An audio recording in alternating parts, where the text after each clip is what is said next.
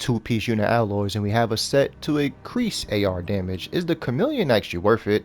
To me, we're going to talk about it. We're going to dive into it in this video. But if you're new, leave a like. If you're a returning person, leave a comment. And if you a hater, you already know my slogan. I'll catch you when I catch you. So I'm going to just make this very short here. This is not a build video, but this is a potential leading up to a build video. But again, we're here to talk about the beauty of a legacy exotic, the Chameleon. Now, this exotic came out a while ago, and again, it's been tweaked. They've got buffed and, you know, nerfed before, but recently it got buffed with Project Resolve, and honestly, it's still been a slept-on gun.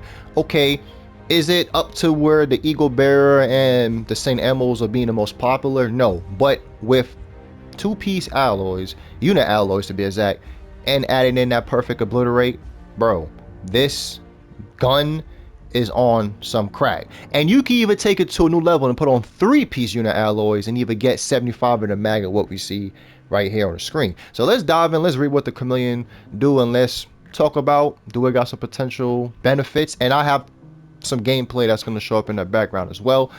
Don't worry about all that. But hitting 30 headshots grants 20% critical hit chance and 50% critical hit damage for 45 seconds, right? Just aim for the head, bam. Hitting 65 body shots grant 90% weapon damage for 45 seconds, and hitting 20 leg shots grants 150 reload speed for 45 seconds. And it's very easy to get this. What you really want to do is just aim for the feet, because all you gotta do is hit 20 shots and you have 75 in the mag, and then you got 945 RPM, so it's not that hard to get that. Then aim for the body, aim for the head. It really depends on what it is, but when you get all those procs, this gun goes berserk. I'll be hitting for 1,000,000 sometimes, you know what I'm saying? So well, a lot of other ARs like the capacitor, you hit for 169, you know, the Eagle Berries, you know, which is one of my favorite. And you know, you got the Saint Emeralds, and of course you got the horn, but we ain't really messing with the big horn because this ain't really for no headshots. But within the 4 that we show off here, including with the Chameleon is always the slept on one.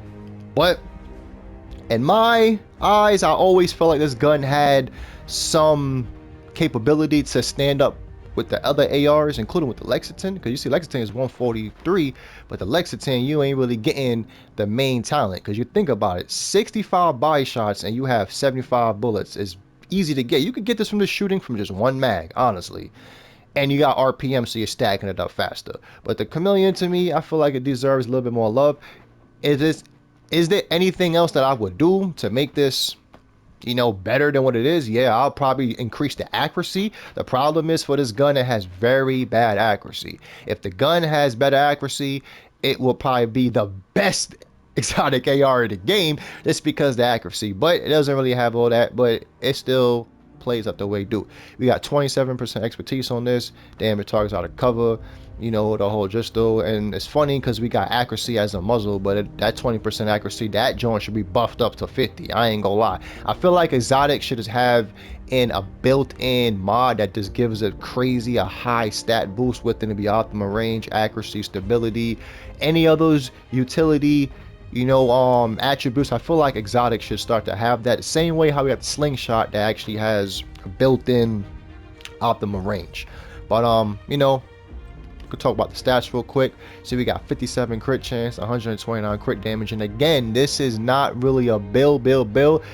I previously posted this build a couple weeks ago. I just slapped on the Chameleon to just see, you know, what was the advantages, because everybody's talking about Eagle Bear. You know, it's Christmas time, everybody's farming the Santa Claus to get the keys, but everybody's talking about Eagle Bear. I just wanted to, you know, just want to dial over here to the Chameleon, because it's been a year since I tried this, and trust me, this gun is slapped on. You don't want to miss it. And honestly, you see the build, it's a health build, so you could basically use this gun in any other way, but this is the way how I play. But again, this is not really a build video. This is just talked about the Chameleon, and let me know, are you playing with the Chameleon? Let me know, was you always a Chameleon lover? And to me, I always said it was always a good gun. It just needed some more buffs, but with the right build and the right play set, you could actually make this gun a top tier set.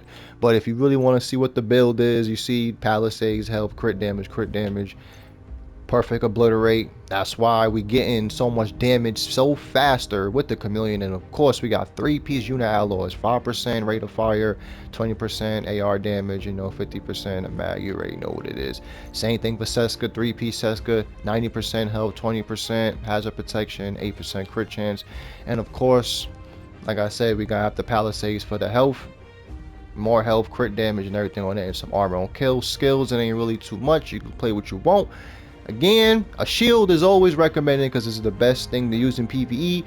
But yeah, the one thing I would say that the pro is with the Chameleon is like you get 3 buffs. So either you aim it for the head, leg, or body, you're still getting a buff. But one of the cons of this gun actually is if you're playing with the quick step, every time when you actually switch to this, you basically lose your stats for this. So I just want you to understand that. And remember one thing about the Chameleon, you actually get the refresh buffs on this gun when you get out of combat. So whenever you still have these buffs activated, when you get out of combat, you will still have it activated, you know, like it basically would refresh. So when you go into a landmark or a control point, you already have these 3 buffs, or whatever buff you had last, that would automatically refresh and come back. But yeah, it's just a quick little video talking about the gun. Y'all let me know if y'all like it, and that's just what it is. It ain't really too much. I just want to talk about a legendary legacy exotic that a lot of people be sleeping on, and I feel like you should give it a try, especially with unit alloys and if you throw on a Fenris or a Heartbreaker. But it's your boy K, man. Y'all already know me, man. It's the holidays. I'm just here to drop some real quick for y'all. I'm out with the fam, but hopefully y'all appreciate what I'm doing, and I appreciate what you're doing for me. So if you're new, leave a like. If you're a returning person, leave a comment. If you're a hate tell, you already know my slogan. I catch you when I catch you. Have an exuberant holidays, guys, and I catch you. Peace.